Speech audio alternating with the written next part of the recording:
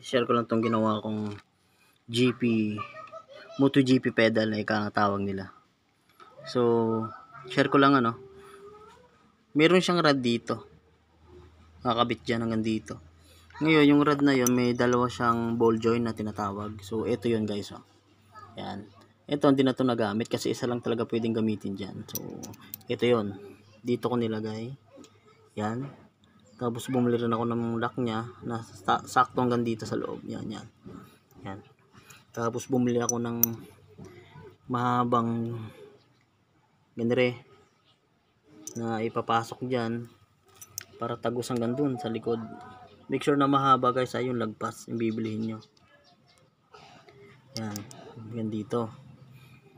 Nilagyan ko siya ng dalawang nut.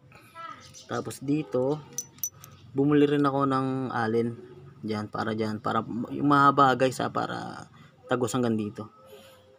Dalawang lock na rin yung nilagay ko para make sure na wala talagang kawala. Tapos yung galing dito guys na spacer, ito yung nilagay ko dyan. Ayan Tapos bumili rin ako ng spacer na sasakto dito para fit na fit talaga siya. Ayan kita nyo guys, ito galing dito para medyo maluwag. Pag inalagay yung paa nyo dyan, tanggalin nyo dyan. Kung nakalagay man dito sa inyo, ilipat nyo dito sa kabila kasi dalawang butas ang guys dito. Tapos dito naman galing yan dyan.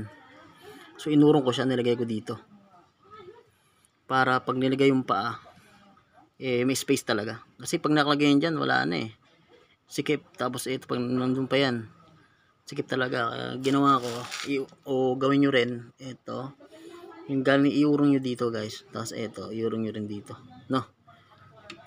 ang lambot na nito gamitin. Na-try ko na siya kanina. RCB single shifter nga pala to na S4 guys. S4 yan yan.